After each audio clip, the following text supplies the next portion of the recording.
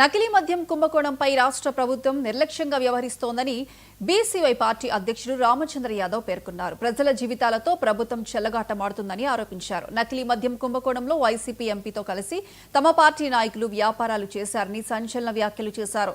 పెద్దిరెడ్డి కుటుంబంతో సంబంధాలున్న వ్యక్తికి గత ఎన్నికల్లో టీడీపీ ఎందుకు సీట్ ఇచ్చిందని ప్రశ్నించారు. బాధ్యులపై కఠిన చర్యలు తీసుకోవాలంటున్న రామచంద్ర యాదవ్తో మా senior correspondent Kondalarao face to face.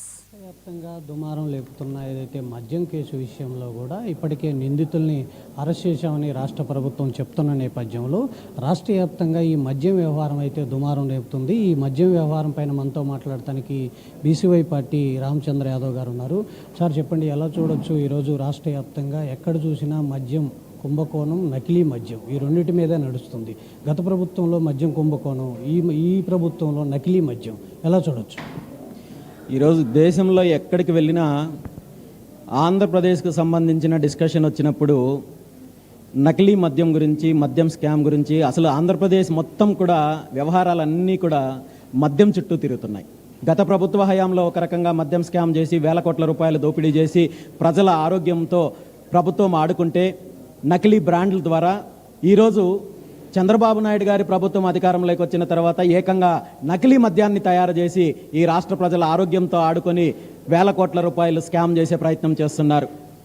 గత ప్రభుత్వ హయాంలో ఏదైతే మీరు నకిలీ మద్యము, నకిలీ బ్రాండ్లు అని చెప్పి ఆరోపణ చేశారో అదే డిస్టిలరీస్ని ఈరోజు మీరు కొనసాగిస్తూ బ్రాండ్ల పేరు మారుస్తూ ప్రజల్ని యామారిచ్చే కార్యక్రమం చేస్తూ మేమేదో చర్యలు తీసుకుంటున్నాము, మేము కమిషన్ ఏర్పాటు చేశాము, సిట్ ఏర్పాటు చేశామంటూ ప్రజలను మభ్యపెట్టే కార్యక్రమం చేస్తున్నారు తప్ప నిజంగా చంద్రబాబు నాయుడు గారి ప్రభుత్వానికి ఈ విషయంలో చిత్తశుద్ధి లేదు అనేది రాష్ట్ర ప్రజలు గమనిస్తున్నారు.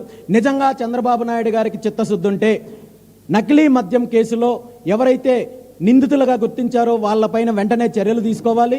గతంలో వాళ్ళకి తెలుగుదేశం పార్టీకి సంబంధించి మీరు వైఎస్ఆర్ కాంగ్రెస్ పార్టీ నుండి అదేవిధంగా పెద్దిరెడ్డి కుటుంబానికి ఉన్న సాన్నిహిత్యం గురించి తెలిసినప్పటికీ కూడా ఆనాడు మీరు రాజకీయ లబ్ధి కోసం కావచ్చు, అదేవిధంగా మీకు పెద్దిరెడ్డి రామచంద్రారెడ్డి కుటుంబానికి ఉన్న రహస్య ఒప్పందాల వల్ల కావచ్చు, మీ పార్టీ నాయకులు పూర్తిగా వ్యతిరేకించినప్పటికీ కూడా ఆనాడు వైఎస్ఆర్ కాంగ్రెస్ పార్టీ నుండి ఇప్పుడు ఏదైతే నకిలీ మద్యం కేసులో ప్రధాన నిందితుడు ఉన్నారో జయచంద్రారెడ్డి, అతన్ని తీసుకొని వచ్చి మీరు టికెట్ ఇచ్చారు. ఈరోజు ప్రపంచమంతా నా ల్యాప్టాప్లో ఉంటుందో లేదా నా ట్యాబ్లో ఉంటుందని చెప్పుకునే ముఖ్యమంత్రి చంద్రబాబు నాయుడు గారికి ఇదే జయచంద్రారెడ్డి చరిత్ర కానీ అతనికి ఉన్న పెద్దిరెడ్డి కుటుంబంతో ఉన్న సంబంధాల గురించి కానీ తెలియవు అంటే ఏ ఒక్కరూ నమ్మే పరిస్థితుల్లో లేదు. కేవలం పెద్దిరెడ్డి కుటుంబానికి ఉన్న సాన్నిహిత్యంతో అతనితో ఉన్న చీకటి ఒప్పందాల్లో భాగంగానే పెద్దిరెడ్డి కుటుంబానికి రాజకీయ లబ్ధి చేకూర్చడం కోసమే ఆనాడు జయచంద్రారెడ్డి గారిని మీ పార్టీలోకి తీసుకున్నారు. ఈరోజు మీకున్న లావాదేవీల్లో తేడా రావడం వల్లే ఈ స్కామ్ని బయటపెట్టే ప్రయత్నం చేశారు. బయట పెట్టిన తర్వాత కూడా చర్యలు తీసుకోవడానికి మాత్రం ప్రభుత్వము సిద్ధంగా లేదు, కేవలము ప్రకటనలకే సిద్ధమైంది. అదేవిధంగా గత ప్రభుత్వ హయాంలో ఏదైతే మద్యం స్కామ్ జరిగిందో అందులో ప్రధాన నిందితుడు ఎవరైతే ఉన్నారో ఎంపీ మిథున్ రెడ్డి గారిని ఈరోజు తను అరెస్ట్ చేసి జైల్లో పెట్టిన దానికి ప్రతిఫలంగా దానికి ఏదైతే దిద్దుబాటు చర్యల్లో భాగంగానే ఈరోజు కేంద్ర ప్రభుత్వం ఆధ్వర్యంలో వెళ్తున్న విదేశాలకు ఏదైతే ఐక్యరాజ్య సమితి పర్యటనకు వెళ్తున్న ఎంపీల బృందంలో మిథున్ రెడ్డి గారిని పంపించే కార్యక్రమం చేస్తున్నారు. ఇది 100% దీనికి ముఖ్యమంత్రి చంద్రబాబు నాయుడు గారి మద్దతు ఉంది. నిజంగా మీకు చిత్తశుద్ధి ఉంటే మద్యం స్కామ్లో ప్రధాన నిందితుడిగా ఉన్న పెద్దిరెడ్డి మిథున్ రెడ్డిని వెంటనే ఈ బృందం నుండి తప్పించాలని చెప్పి ఈ సందర్భంగా నేను డిమాండ్ చేస్తున్నాను. అదేవిధంగా ఈ ఎంటైర్ మద్యం ఎపిసోడ్కి సంబంధించి విచారణని కేంద్ర ప్రభుత్వ ఆధ్వర్యంలో సిబిఐ ఎంక్వైరీకి ఆదేశించాలని చెప్పి కూడా ఈ సందర్భంగా నేను ముఖ్యమంత్రి చంద్రబాబు నాయుడు గారిని డిమాండ్ చేస్తున్నాను. రాష్ట్ర ప్రభుత్వం చెప్తుంది ఇప్పటికే ఎవరైతే నకిలీ మద్యం విషయంలో వాళ్ళందరినీ కూడా అరెస్ట్ చేయడం జరిగింది. ఆ పార్టీ సొంత పార్టీ నేతైనా అరెస్ట్ చేశాము, ఎక్కడా కూడా కాంప్రమైజ్ అయ్యే పరిస్థితి లేదు అని ముఖ్యమంత్రి చెప్తున్నాడు. ఇదైతే కేవలం ప్రకటనలకే పరిమితం అవుతున్నారు తప్ప నిజంగా చర్యలు ఎలా ఉంటున్నాయో, నిజంగా దీని మీద ఎంక్వైరీ ఎలా జరుగుతుందో రాష్ట్ర ప్రజలకు తెలుసు. నిజంగా వీళ్ళకి చిత్తశుద్ధి ఉంటే, అలాంటి సీరియస్నెస్ ఉంటే మద్యం స్కామ్లో నిందితులుగా ఉన్న వాళ్ళని ప్రభుత్వం తరపున అధికారికంగా విదేశాలకు పంపించే కార్యక్రమం కానీ, అదేవిధంగా ఈ మిగిలిన అంశాల్లో కావచ్చు దీన్ని ఇలాంటి నిర్ణయాలు తీసుకునే పరిస్థితి అయితే మాత్రం ఉండదు.